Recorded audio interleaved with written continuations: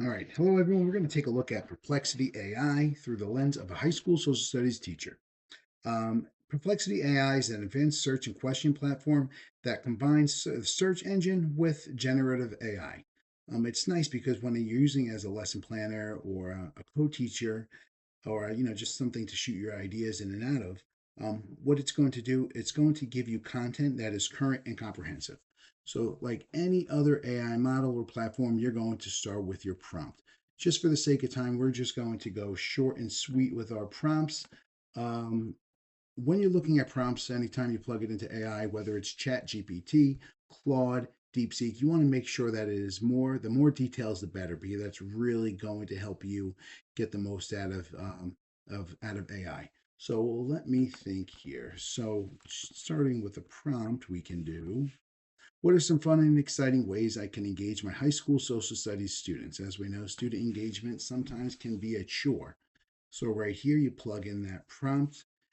You're going to have some interactive learning strategies. The nice thing about Perplexity AI is you're going to have the sources in which the answers are pulled from or the supports are pulled from right at your fingertips. Project based learning, current events and media engagement, active participation techniques. So it really gives you a lot of resources. And as you build upon it, if you want to know more about something else, less about something else, or you want to go into a different direction, you could just ask a follow up question right there.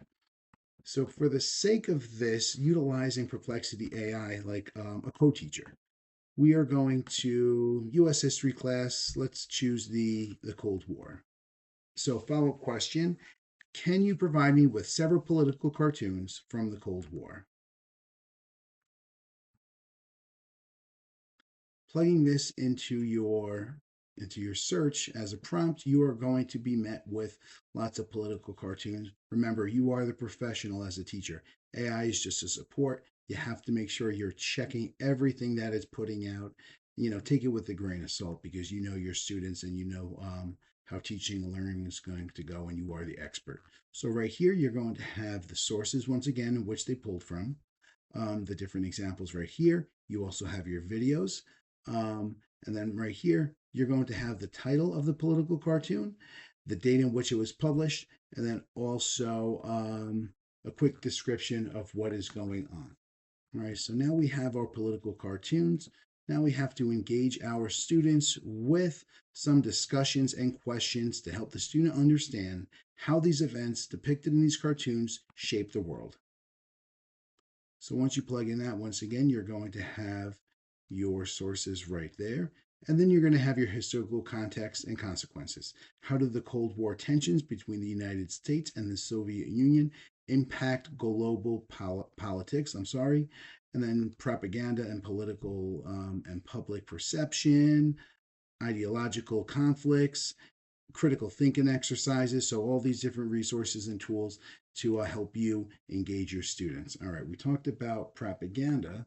Let's move on from there.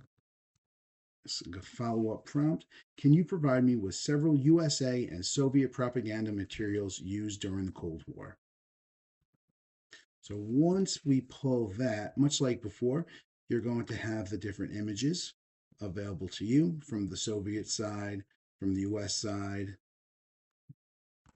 everything's there, and that's just going to be a huge game changer. Because before, I remember when we had to get these materials, you have to go into Google, you'd have to search, you have to copy and paste. Now everything is right there, and then you have your answer right there. Plus you have your Soviet propaganda materials, your American propaganda materials, and then just the different characteristics of each side. Much like you did with the political cartoons, we're going to do a follow up prompt. Can you help me come up with discussions and questions to help my students understand how these materials shape the war in each country? So you put in that prompt right there. Much like before, going to bring your attention to the sources.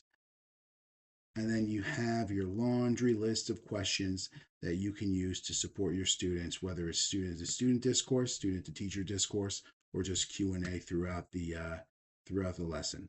Impact on domestic policies, international influence, the long-term consequences. And then right here, a quick little breakdown of by engaging with these discussions and questions, students can develop a deeper understanding of how propaganda materials shape public opinion, influence policy decisions, and contributed to the overall trajectory of the Cold War in both the United States and the Soviet Union. So, as we know, it's not a one size fits all model when teaching and learning is going on in our classrooms. So, right here, we need to modify. We're going to ask Perplexity to help us do that. In what ways can I differentiate or scaffold this material to support my MLL students, students below grade level, and students with IEPs and 504s? So, we're going to run that prompt.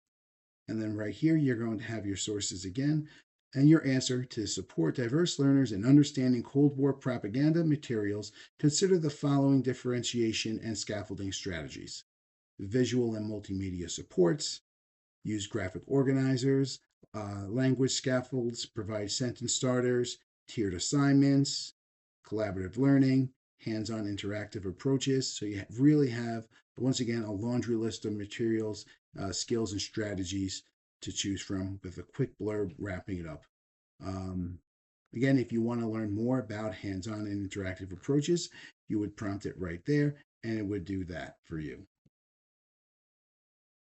Now, teaching and learning is great, but we need formative assessments.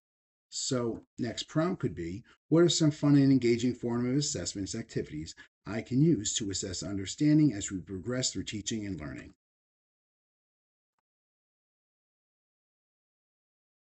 So, plugging that in right there, once again, you have your sources. You can click that to show all. And again, credible sources such as Edutopia, scientific research based articles, peer quizzes, cool collages, talk it out, and a quick explanation of what that skill, what that strategy, what that formative assessment is going to look like. Once again, just use these as a platform to start off with, because once again, you know what teaching and learning looks like in your classroom. Now, once we have our formative assessment strategies as teaching and learning is happening, we need our summative assessment strategies at the end of the unit.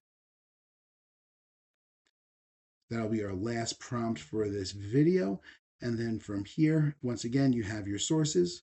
And here are several fun and engaging summative assessment activities that you can use to assess understanding at the end of a unit.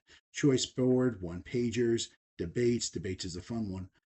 Poster presenters. And if you want to choose one of these, let's go off the cusp here. Can you help me structure a debate as a summative assessment for my students? Let's see.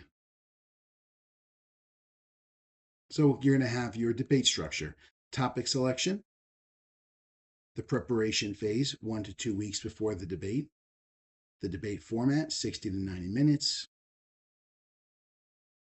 opening statements, 5 minutes per team, main arguments, audience participation, whether or not everybody's debating, and a reflection so you can get each student's perspective and overall understanding of the content that you've just been teaching throughout the course of the weeks. And again, you have your assessment criteria, your differentiation, and anything you want to dig a little bit deeper into, or you need clarification, or you want a little bit of support with, your follow-up prompt right there will get you to where you need to go. So once again, thank you for viewing. If you made it all the way through, this is taking a look at Perplexity through the lens of a high school social studies teacher.